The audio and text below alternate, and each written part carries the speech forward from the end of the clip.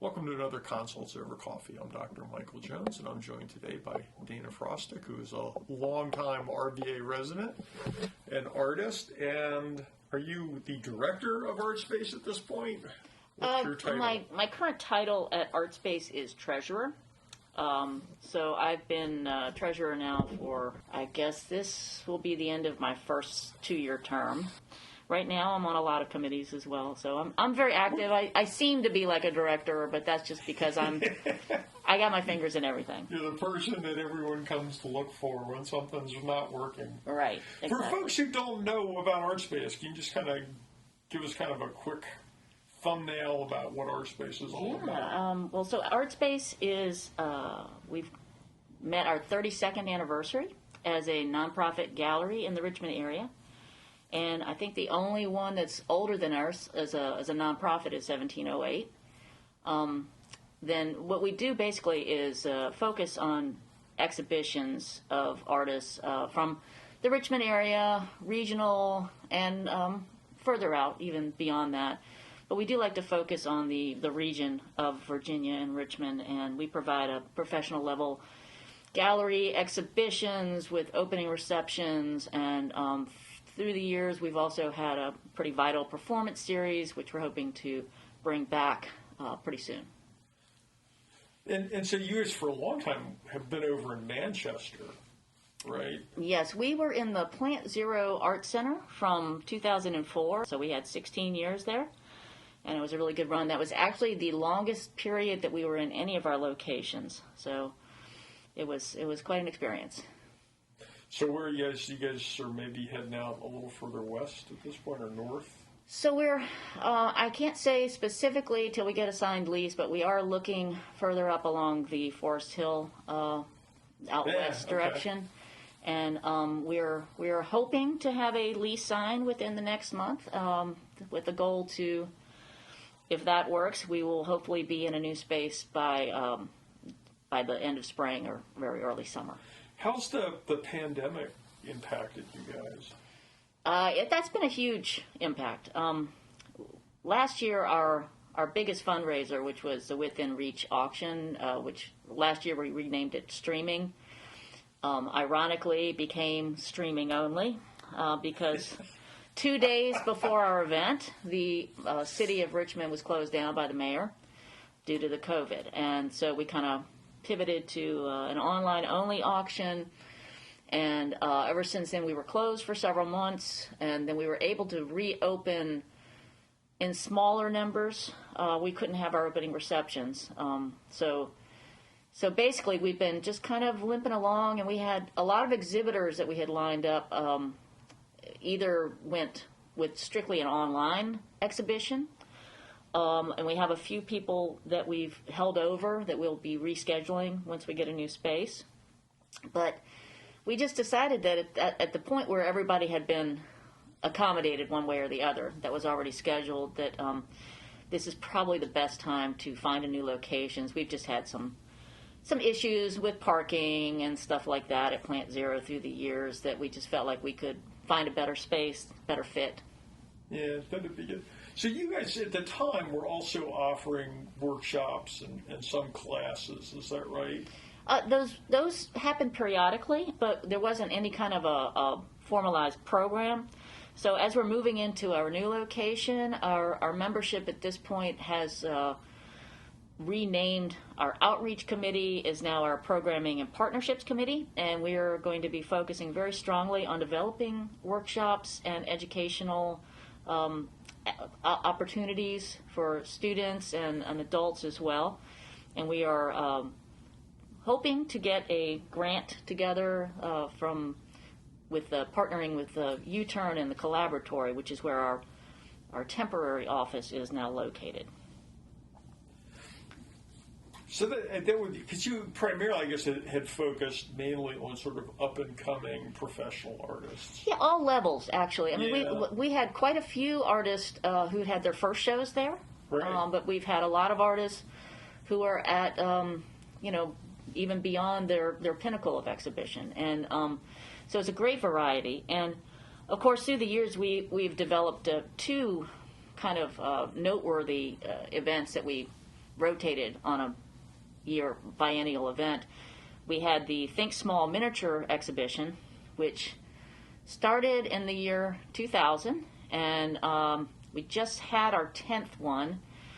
So hoping we can get back to the 11th one shortly. And the other, and that was an international event where we invited artists to create art within 3 inches or smaller. The other one that we do, which is really well known, is Radius 250, which is a biennial that's open to artists within 250 miles of Richmond. And we select a juror to review the work and then exhibit that work. And it's 250 miles excludes New York City. So basically we wanted to get like a look at what's going on beyond New York. They've got plenty of opportunities. Right. Yeah, kind of mid-Atlantic. Mm-hmm. Mid-Atlantic area. Yeah, right. about New York. You know, my interest in all this is as a physician, I look at people right now who are way out of their routine, stuck at home, financial pressures mounting, maybe out of work. Kids are home all the time, driving them nuts. You know, they're folks that are carrying around a lot of stress and a lot of emotional baggage, and the arts are a great way to help relieve some of that or work through some of that, whether as a patron or as someone who just sits down with a piece of paper and a pencil and has at it. And that's are there places, are there ways for people to reach out, someone who says, hey, I would really like to learn how to try my hand at drawing or try my hand at watercolors, or I mean, what's available in the area? There's a lot of existing workshops. I would recommend the Visual Art Center, which is on Main Street. They have a history of really good classes. I know the VMFA offers art classes as well. So look into that. And we're talking about, I know specifically the VMFA does have child-aged type events as well, or workshop. And then other than that, you would want to look for maybe go to Artworks or Crossroads and check to see if any of the studio artists are offering classes. Those would be my primary suggestions right now as Artspace develops its own programming. And hopefully we will have something in the coming months to offer to the environment. What's been your experience? I mean, does this, obviously you've been doing this a long time, but does this help you work through stuff? Yeah, I think art's kind of kept me sane through the years. I'm kind of high-strung, and the idea that I can sit down and focus on a piece of art, I've learned that putting pressure on myself to make a great piece of art basically brings about the exact opposite response. And so I've kind of developed a way of art where I try my best to kind of get out of the way of the creation. I try to use as little mental control over what's created as possible, and then as it develops, it seems to, the freedom of just my being able to let the drawing and the painting come seems to bring me more satisfaction in the final version. Rather than I am going to create this. Right. And this doesn't look the way I want it, or this does, but I see so many different things in my elaborate doodles, and when I've gotten to the point where I don't see any other place that needs to be addressed, then I know it's done, and I'll look, and I see these stories, right? I see things going on that I never intended for them to be there initially. This one I did about the COVID and the wildfires is an exception, because typically I don't work that way. It's really interesting to me because I'll see things and I'll give a title that kind of reflects what I see, but people that look at the work don't necessarily see the same thing. They see what they bring to the piece. And I think that's important because, artwork is a subjective experience, and everybody experiences it based on what their past experiences are. They bring this themselves and to where the they viewing. are at the moment. Right. So for my art, it allows people to really fully use that and not feel like they're in competition with what I want them to see.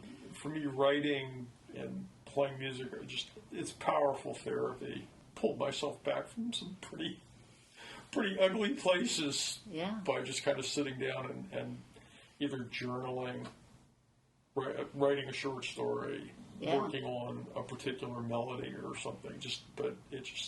And again, it works best when I'm not trying to, like, okay, I'm going to write story X about this and that, but it just kind of comes out. Right. And you get out of the way of that and just sort of let that happen. But yeah, through the years, I've offered individually myself. I've offered workshops to all different ages, from children up to seniors, and they all basically I kind of say, okay, just start with the gesture, right, and then let's look at the gesture and kind of define some areas, right, just make them a little bit brighter. And we're using Sharpie, right, because like life, you can't erase it. You just should add to it, So that's what my art is.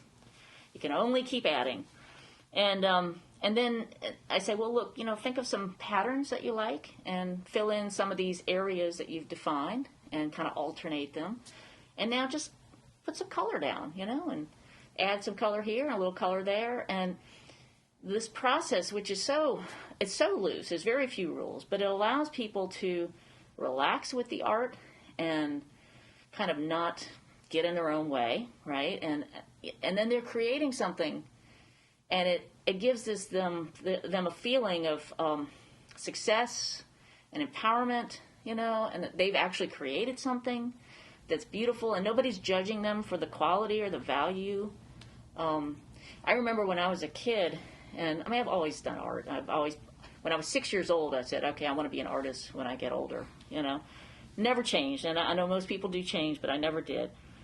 But I do remember at one point being in school and being in art classes and thinking, well, what do I want to do? What am I going to create? And that was such a frustrating thing. It's like, well, how am I going to pull something out of the air and make this? And I think the idea of this elaborate doodle process really does free you from that idea, and that you can actually create something that's beautiful. Even if it's just beautiful to yourself. It doesn't matter. That's really the one person that it should matter to, right? It's just that you made something. It doesn't have to be shown to other people necessarily. No, it doesn't. And you can show it to yourself or just experience the relief that you experience when you're creating. Because when you're creating art, you're not really thinking about all your other problems. You're just focused on the process, which is very meditative.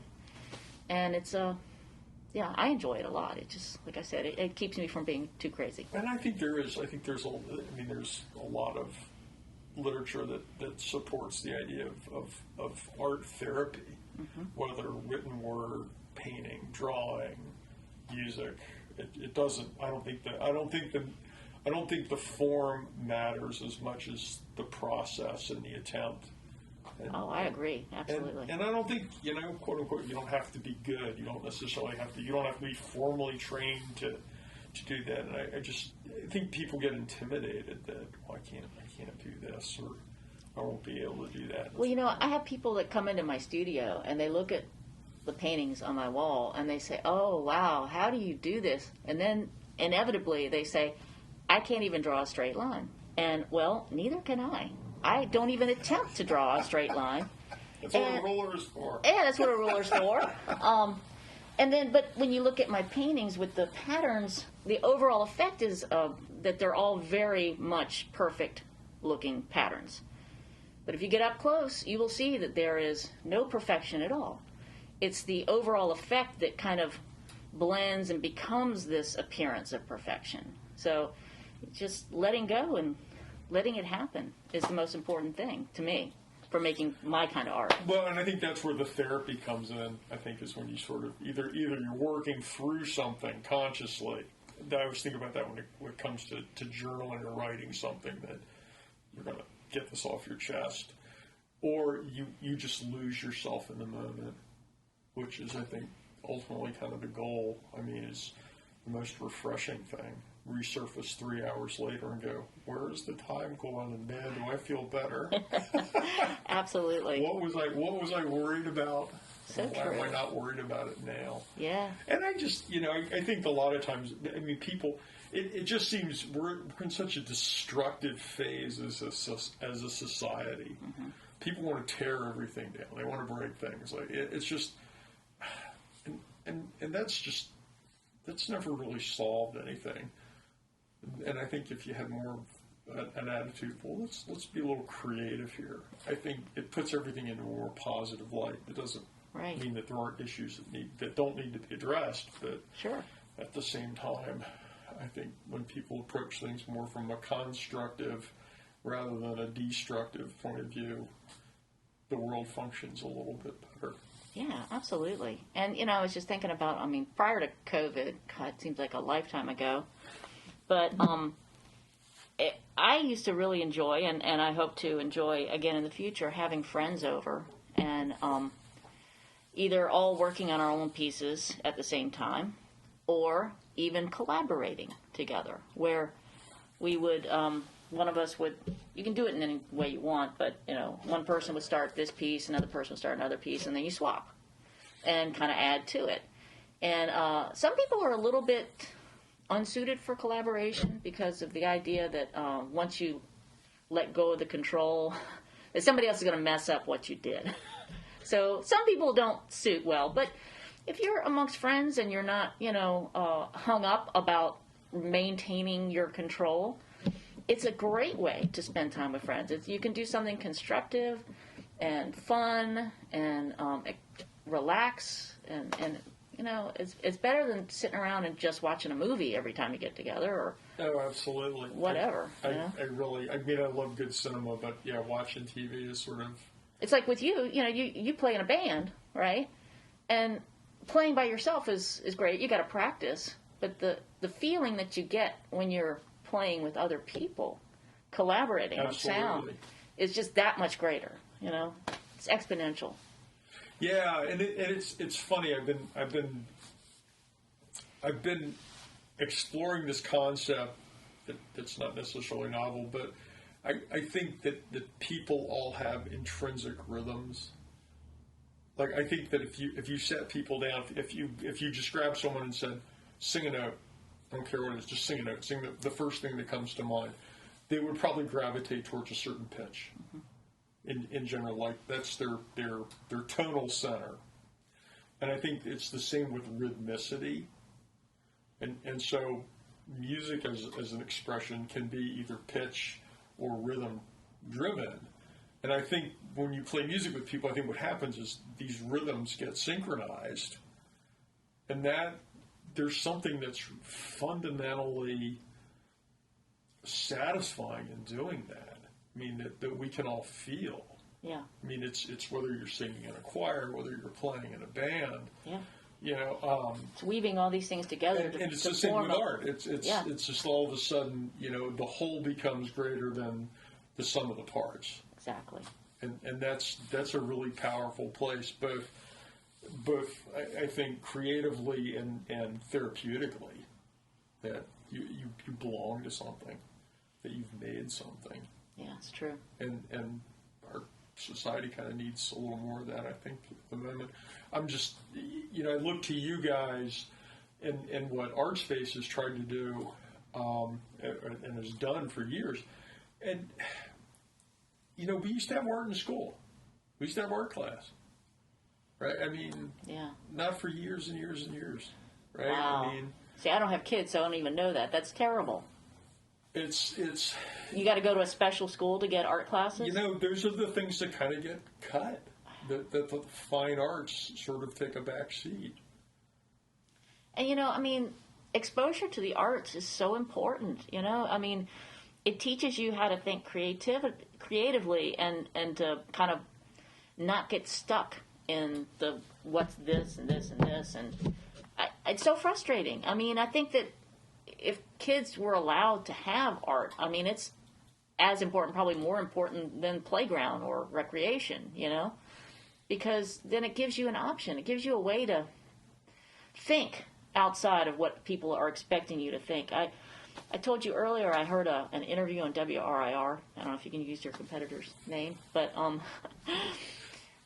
this woman who teaches an arts education program at a youth detention center said that the majority of her students have never had exposure to art training or even looking at art until she gives them a class while they're in detention. And the idea that, maybe just a slight introduction to art could have helped these children to avoid this situation. I mean, it's so sad. I mean, it doesn't undo a lot of social and economic injustice and inequality, but certainly the realization that, I don't have to break something, I can make something. Exactly. And feel better about myself is a great thing. And I think those programs do have proven value. I mean, I know more about art therapy from a health point of view. I mean, want to lower your blood pressure, want to improve your irritable bowel syndrome. I mean, there's evidence that all that stuff works. Yeah. And from my point of view as a physician, it's like, you know what, here's something you can do that promotes your physical and your mental well-being. It's not a pill. Yeah. That just, you know what, you may not need the Lexapro. Yeah. I mean, and that's, and also it brings people together. And I think that's, especially at this time, having folks spend a little more time constructively rather than destructively is a really important thing for us right now. Yeah, and I mean, I really hope that very soon we'll be able to spend time with our friends and do things like that. Hopefully the vaccines will get out there, distributed, and I'm still waiting. Yeah, well, I know. It'll happen. I think the whole vaccine story, talk about creativity, holy cow. Right. Going from an unidentified virus to a 90% plus effective vaccine in under a year is an amazing. And another time would be, I mean... Wouldn't happen. It's just, it's mind-boggling. Mm-hmm. It's mind-boggling. And it really hasn't gotten the attention that it deserves for the level of effort. I mean, it's fascinating about the process, but it's the same right? thing. But it's the same thing. You need people that can think creatively. Right. Exactly. I mean, let's think about it. What really made us kind of rise above cavemen? I mean, the evidence is there on the walls. We were starting to express ideas that were outside of ourselves, This use of painting and who knows what else, like amulets or whatever. That predated farming by thousands of years. Well, and musical instruments, particularly drums, as part of an early was the dominant instrument in early societies. Yeah, absolutely. I mean, it's what distinguishes humans, I think, from the other animals. And the idea that we're suppressing that, not even exposing our kids to it, it's absurd. It's sad. It really is. And it's in the long term, I think, damaging to society. Yeah, hopefully that will change. I mean, society seems to be very, pendulum oriented, back and forth it swings, right? So hopefully we'll swing back towards a more arts inclusive environment soon. Well, and hopefully, in the meantime, we have to figure out a way to kind of get through all of this. And hopefully things like places like Artspace and encouraging people to sit down and draw, sit down and write, get the guitar out of the closet. Absolutely. And don't be afraid. Yeah. You're doing it for you. Take your phone and take pictures, if nothing else. I will tell you, absolutely. The camera on a smartphone. It's amazing. You can get some really cool photographs. Right. Share them with your friends. That's what Instagram's for, right? Absolutely. I think, right, exactly. Social media should be reserved for pictures of cats, nature, and music. Yeah, absolutely. I agree. It's and that's probably a far better use than the echo chamber that it becomes for all of us. Yeah. So my echo chamber is mainly cats. Sorry to interrupt this, but did you see the lawyer that didn't realize he had a Zoom filter on and he was That was brilliant. He was appearing as a cat. I am not a cat. I'm not a cat. I am not a cat. I was laughing so hard. We need more moments like that, Oh my though, right? God, I know. You can't script that. That's just perfect. It was. I watched. We laughed so hard when we saw that. It was just, And then he tilts his eyes. I am not a cat. I'm not a cat. Perfect. That's gold. We need more of that. Yeah. We need more of that. So Exactly. My cat came running in. I'm like, I know you're a cat, but he's not a cat. a poser. He's a poser. Oh wow, that's crazy. Yeah. So yeah. So hopefully you guys will get back up to speed. If folks need to get a hold of you, like how or get a hold of Artspace, what's the best way to do that? Well, our website is still up and running. We're at artspacegallery.org. That's all one word, no spaces, just .org.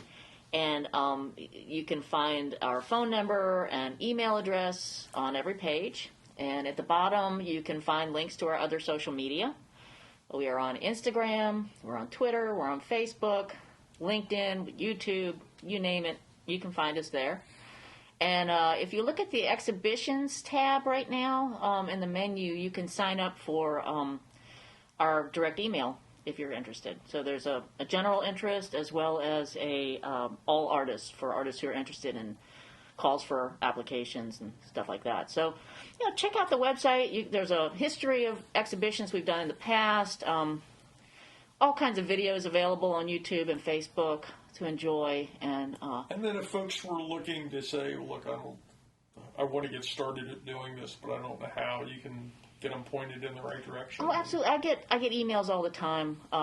We get emails at our standard Gmail address, which is artspaceorg@gmail.com. People just looking for advice, and we certainly want to point them in the right direction. A lot of people looking for studio space or advice for how to get started showing their work and that sort of thing. So we're always willing to field questions from out there, and definitely want to encourage people to make art.